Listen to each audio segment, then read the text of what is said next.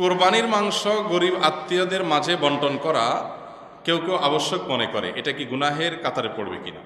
খুবই দরকারি একটা প্রশ্ন। এবং কোরবানির সামনে আমাদের কোরবানির গোশত, এটাকে আল্লাহ রাব্বুল আলামিন 3 ভাগে ভাগ করার জন্য আমাদেরকে উপদেশ দিয়েছেন। ফাআত'আমুল কানিআ ফাকুলু মিনহা, তোমরা কোরবানির গোশত নিজেরা খাও। ওয়াত'আমু আল কানিআ ওয়াল মুতাররা ওয়াত'আমুল বাঈসাল ফাকির আছে, যারা তোমাদের আত্মীয় স্বজন আছে, প্রতিবেশী আছে, তাদেরকে খাওয়াও।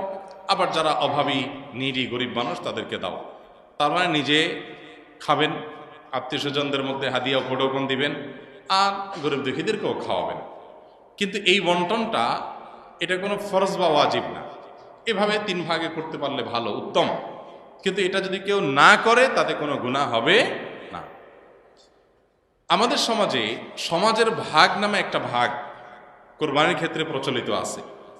অনেক এলাকাতে এলাকার কিছু মোড়ল মাতবররা তারা সকল কোরবানির পশু থেকে একটা অংশ, যে 1/3 করে তুলে নিয়ে আসেন, অথবা 1/3 পুরোপুরি না হোক বাধ্যতামূলক একটা অংশ তারা নিয়ে আসেন, এনে তারা তাদের মতো করে পুরো এলাকাতে বন্টন করেন। অনেক এলাকাতে যে কোরবানি দিয়েছে তাকেও দেয়, যে দেয় নাই তাকেও দেয়।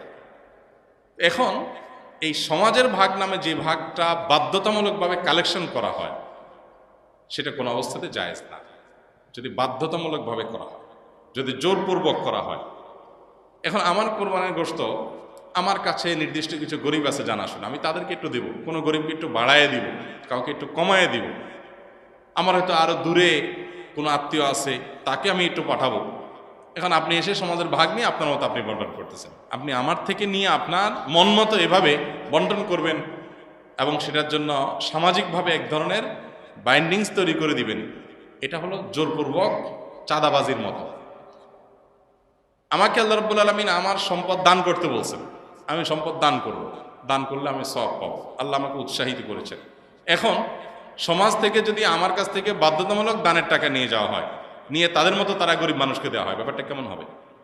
তো কোরবানির গোশতের ক্ষেত্রে অনেকটা এই পর্যায়ের অনেক এলাকাতে হয়। আমাকে অনেক ভাই বলেছেন, এবং বিভিন্ন এলাকার ব্যাপারে আমরা খোঁজখবর নিয়েছি, যে এরকম কিছু মানুষ তাদের মোড়লগিরি মাতবরি করার জন্য এটা একটা উপায় বাইর করছে।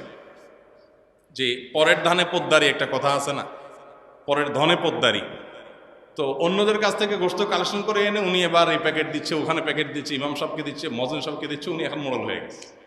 এই পরের ধনে পোদ্দারিগিরি করতে গিয়ে দেখা যায় যে আমি আমার কোরবানি গোশত খুশি মনে আপনাকে দিব না, কিন্তু আপনি জোর করে নিয়ে যাচ্ছেন।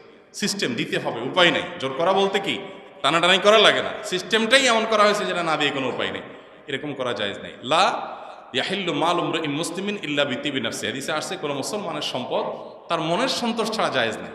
এক্ষেত্রে সমাজের ভাগ দিতে গিয়ে যদি কারোর মনের ভিতরে উসফুস থাকে, কেউ হয়তো নিজে একটু বেশি করে রেখে খাবে, তো সে রাইট তো আছে, শরীর তো তাকে বাধ্য করে না, কিন্তু আপনি তো তার কাছ থেকে জোর করে উঠে নিয়ে আসছেন।